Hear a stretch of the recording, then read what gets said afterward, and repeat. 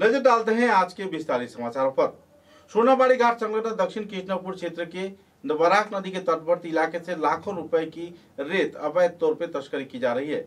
One विभाग के आंखों के सामने ही वारदात पिछले करीब 1 महीने से हो रही है, लेकिन कुछ अनजाने कारणवश कछार जिले के रेंज अफसर डीएफओ चुप्पी साधे बैठे हुए हैं। वन विभाग को मैनेज करते हुए करोड़ों रुपए के व्यापार चल रहा है। पिछले 1 महीने में लगभग 3 किलोमीटर इलाका पूरी तरह रेत से लदे रहने के बाद इस क्षेत्र में अवैध तौर पर रेत की तस्करी की गई है।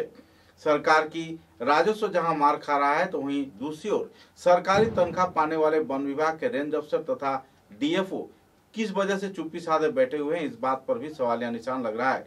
मुद्दे को लेकर तीव्र प्रतिक्रिया व्यक्त करते हुए आवासीय क्षेत्र के लोगों ने इस दिन इलाके में धावा बोला। पत्रकारों की मौजूदगी में पूरा इलाके का विस्तारित ब्यौरा भी दिया।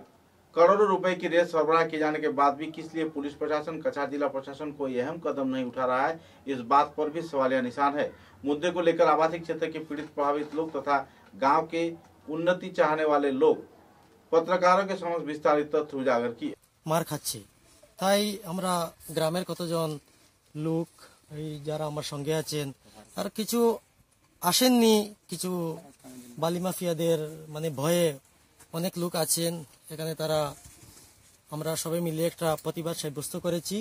আমরা ডিসি মারফতে মুখ্যমন্ত্রীকে, লোকাল এমপি কে, এমএলএ কে আমরা ইনফরমেশন করেছি এবং সোশ্যাল মিডিয়া, ইলেকট্রনিক মিডিয়াকে আমরা ডাক দিয়েছি। এখানে একটা বাঁধ দেখলাম আমরা, ফ্লাড কন্ট্রোলের বাঁধ। এটা বাঁধ আছে, এটা রিং বাঁধ বলে, এটার অনেকবার কাজ এসেছে।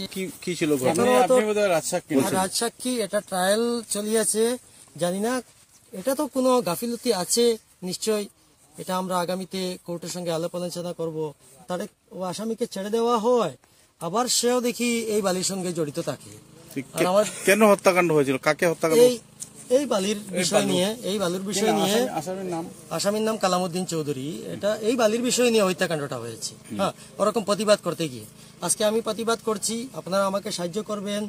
এটা মুখ্যমন্ত্রীর বা লোকাল এসপি, ডিসি